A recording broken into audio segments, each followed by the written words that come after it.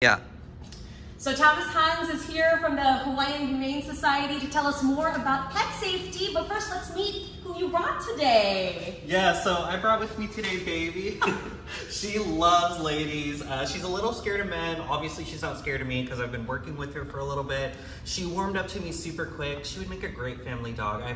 I barely heard a peep out of her today, and she just wants to eat, lay down, and hang out with the crowd. And look at her, she is just checking out the camera, natural, just very chill. I love it. But obviously during the holidays, it's not a very chill time for our pets. They can get really scared of the loud noises and the fireworks. Tell us about why it's important to know about that. Yeah, in Hawaii, there's a lot of celebratory fireworks, especially around New Year's. So it's important to know that your pet can get super anxious, scared of those loud, sudden noises. Pets have better sense of hearing than you and I. So when they hear a loud, sudden noise, it causes behaviors like anxiety. It causes behaviors like running and hiding. They could even jump over a 6-foot fence. It could cause a lot of problems. So that's why we recommend, taking precautions this holiday season. Mm-hmm. And what are some of those precautions? How can we avoid it? Obviously, we can't control what our neighbors do, so.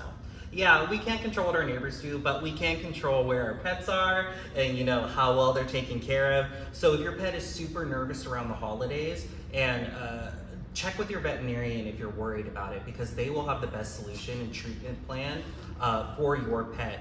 Of course, those loud sudden noises will cause dogs to run out of the yard, so it's recommended to keep your dog and cats inside the house, away from the loud noises, somewhere they can hide, a safe space. Leaving the TV on is a great way too, but keep it at a normal level volume. You don't want to hurt their ears, and you want to be able to make sure the house is filled with comfortable noises. Yeah, and if you're already kind of seeing that they're stressed, what can you do to kind of calm them down? What are some of the signals we can look out for?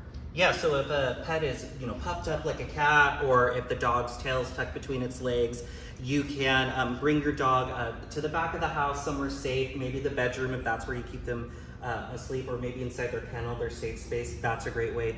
Getting a thunder blanket, putting it over them. A thunder blanket? I've never heard of that. What's that? It's like a weighted blanket, and if your dog is, there's tight coats too that they use as well, which is really cool. But if your dog doesn't like that, that may not be a good option for you. So again, speaking with your veterinarian and knowing your pet is the best way. Okay. And what about when the worst comes to worst and the pet runs away, or you lose your pet? What are some things that we can do? Yeah, so you should have your pets microchipped, right? The microchip is a small implant that has a serial code where we're able to look up your phone number and address and get in touch with you if you find your pet. Mm-hmm. And that's required in the state of Hawaii now. Of course, having a collar could even make it even faster. You don't have to go through scanning the chip. Mm-hmm. The number's just right there on the collar, giving an opportunity for if someone finds your pet just to call you directly and return your pet home. Yeah. Of course, you can go to the Hawaiian Humane Society if you lose your pet and fill out a lost pet report, and that way we'll keep an eye out to see if that pet comes through our system. Yeah, that's always the worst, especially when it's supposed to be a joyful time. Yeah. When something like that happens. How many pets do you feel like get reported lost every year from this? We generally do see an uptick.